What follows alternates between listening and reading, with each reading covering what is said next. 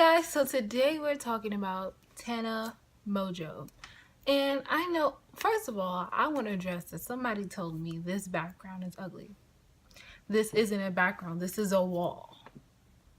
Anyhow, this will only be for my sit down talking videos. For other beauty related and content videos, I'll be back by the window, blase blase. Anyway, so today TANA MONGEAU posted a video basically addressing all the rumors about her stalker, and I'll link all those videos about her stalker stories down below. I just want to say that I am somewhat biased because I've been a TANA fan since day one, and I really hope and prayed that this situation would get better for her. But a lot of people have come out saying that her stories are fake or fabricated. I know someone said they found the link to the story that of her, but mostly they said the things in her recent stalker videos was fake. Now, she totally addressed this problem, and she's a real ass bitch for addressing the problem at any way, because most YouTubers don't even give us that much. They don't even address it.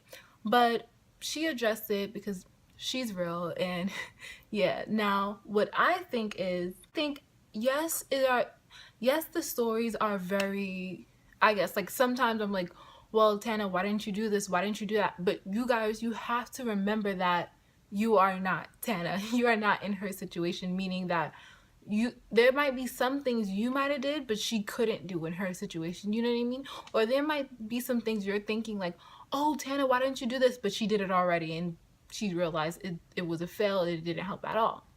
Now, I really feel like it's kind of not tasteful to even about anything, but this is YouTube. You put yourself out there when you make a YouTube. Yes, I get it, but there's certain things when people, when Trisha Paytas made that video about her overdosing on pot, and people are saying, oh, she's on opium and she's taking these and she's trying to use marijuana to cover up for it, and she's disgusting, and she's getting all this backlash, and the stuff like Shannon Rose, how she said she has cancer, and then now she's getting laser surgery on her, or some type of laser on her, and people are saying, oh, that's not right, because why would you do that and you have skin cancer? Anyway, I feel like on certain topics, you should not have a say on it. Just like if someone comes out and they say, oh, I was raped or something like that, why would you go and comment like, oh, but why didn't you tell anyone before? Or, oh, why are you telling this to social media? That is that person. That is their experience. They're going through it. You understand? You can't tell someone how to go through something, if you get what I'm saying. So I don't agree with all the backlash Shannon has been getting and all the people saying, oh, I'm gonna unsubscribe. You weren't real in the first place, because why would you unsubscribe because something someone else said? How about you get it from the horse's mouth and wait till TANA addresses the problem? You get what I'm saying? I felt in my heart TANA was gonna address the problem just because she's so real. I knew that from the jump. And she's not scared of telling. This is a girl who told you this is a girl who tells you when she picks her boogers and shit. She doesn't care. She doesn't really care about people judging her or whatever. You know what I mean? So personally, I wouldn't say anything, because I think her stalker story is real, and even if you think it's not real, it is a chance that it is. So if it is and you're saying, oh, you're lying for views, that's kind of sad. And imagine the position she's put in. You know what I'm saying? It's kind of like a negative on a negative. So why would you, if she's already going through something negative, why would you want to then send her negativity? You get what I'm saying? So I would personally keep my mouth shut, but that is not what people do on YouTube. But anyway, I also wanted to talk about Trisha Paytas, because I didn't watch a video, I didn't watch much of the video, but just because Trisha Paytas is a handful, a hoot and a half, I think Charles Gross would say. But I feel like I've never personally heard of anyone overdosing on marijuana, but I know some people do freak out. Dej Loaf said her story about how she had edibles. She had too much because they wasn't doing anything, and then boom, it hit her and she had to be hospitalized and stuff like that. So I think not marijuana, smoking marijuana, but who knows what's in those edibles and who knows about that stuff. I don't know the details, but I feel like it's quite an exaggeration to say, oh, I almost died, and like it's kind of like clickbait. But then again, who doesn't use that on YouTube? You know what I'm saying? Like, so much people are like mad at YouTubers for being YouTubers, which I don't understand. Like, you typed in youtube.com, like you came here anyway.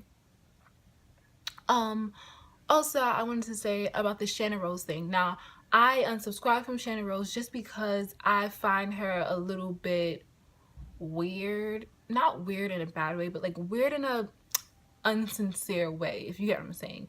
And I know there's some people who like, oh, she's so real and she's so unfiltered and she puts herself out there, and I get it and I respect her for that. But I feel like some things just like that, like if you don't address some things, then I have no other, you get what I'm saying? Like the porn video she did about the like slave, I just felt like that was a little distasteful. And of course we all do distasteful things now and then, no one's perfect, but I feel like you have to be a certain character to do that. You get what I'm saying? To be able to say yes, even if it is just for money, to be able to say yes to a role like that.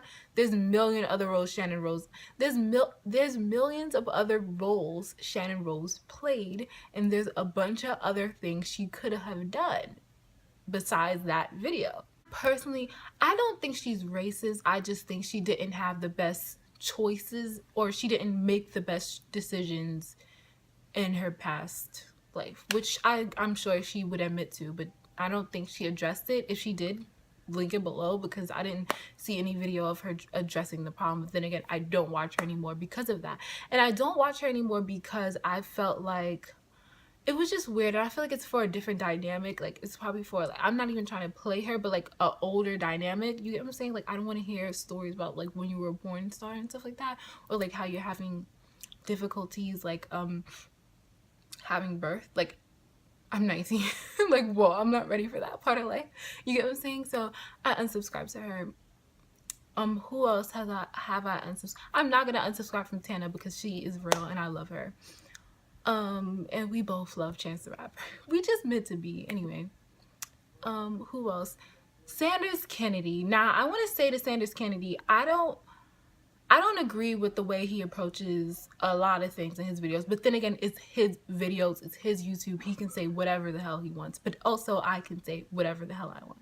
So I feel like Sanders Kennedy, he just rubs me the wrong way now. And I used to love him because he used to give me like facts, and not facts, but he used to just give me the scoop of whatever was going on with the YouTube world. Like when Carly Bible was getting her attitude, when Jeffree Star was having beef, and all that stuff. To know what was going on and to be in the loop, Sanders Kennedy's channel was where to be. Now it's just like he talks about topics that we already know is going on, and he just says his opinion on it. And I appreciate it, but some things I just don't need his opinion about. You get what I'm saying? When he throws shade at Karina Kaboom in his latest video, his video he posted yesterday, he throws shade at Karina Kaboom like, oh, because talking about the Gerard Cosmetics scandal, and he's talking about, oh, because they didn't call me ugly. And I'm like, come on. Come on. And you can't say, oh, you don't care about these people. I have more stuff to worry about. I'm big. Like, you can't act big but still be petty. You understand? Because it just shows that you really do care deep down inside. So, and another thing that really rubbed me the wrong way about watching that video, in the video, basically Sanders spoke about somebody named Joey something, basically posting that he's voting for Hillary because he doesn't want Trump, and he's saying like something negative about that. I don't really get his point in bringing the whole topic up in a negative manner, because he goes on to say that if he was to vote for Hillary, he would also be voting he wouldn't be voting for Hillary, he would be voting against Trump, if you get what I'm saying. And I feel like this is a very popular thing that's going on right now. Like, everyone is saying, oh, if you don't vote at all, you're dumb and you're ignorant and you're this and you're that and you're not a real citizen and blase blase. Some people just really don't want to get involved with politics. Some people decide to be on the fence about it. Some people just feel like that's none of my real business. Like, that's just how some people feel, and you cannot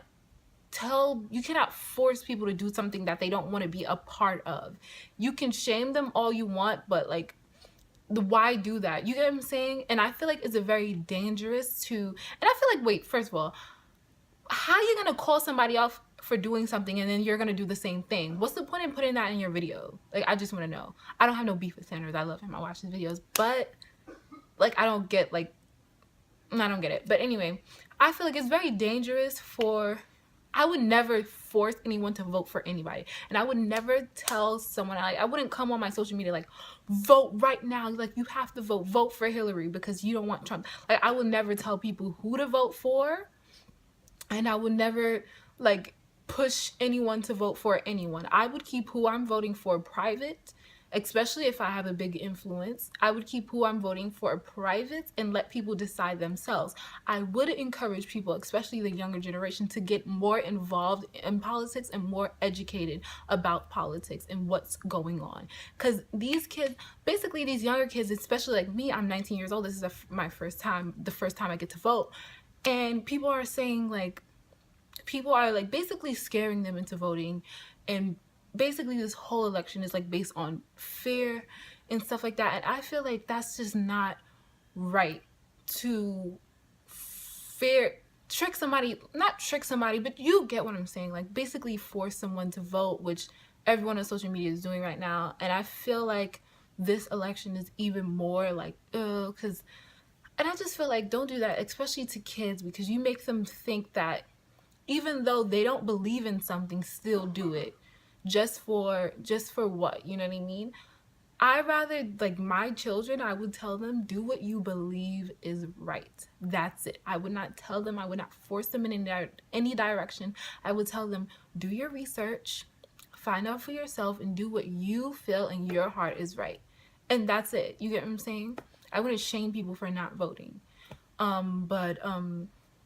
Yeah, that's my view on it. And also, I want to touch on something that Dr. Umar said in a interview. He was talking about this election, and he was talking about basically we need to, I don't know if he said, I don't even want to quote this, but I agree with this, what I must say. We should have come together and say we're not going to vote at all as Black people, as minorities. We're not gonna, well, way before the election, so we have time to get these promises, and then hopefully during the election we get the promises and then we can vote. But we give out, as Black people, as minorities, we give out our vote like open cookie jar. And I feel like we should demand something in return for our vote. We should demand something in turn for being good citizens. You get what I'm saying? If our rights are not being met, why are we being upholded to be good citizens? Because isn't the government supposed to protect us as citizens? You get what I'm saying? But we don't force them, or we don't force them or push them to promise us anything. And I feel like that's what we need to start doing, forcing them to promise us what we deserve. And I'm not even talking about just a Black thing. I'm talking about anyone in the whole country that is a citizen that is being mistreated and not given their rights. Anyone. So I feel like that's the thing to think about. And also research Dr. Umar Johnson and just see for yourself and do a lot of research, guys. Don't be out here blind, and just like research everything. Knowledge is power. And yeah, that is pretty much the end of my video. That was all over the place. I know I was talking really fast. I hope you guys could understand me well. But yeah, I hope you guys enjoyed, and see you guys next time.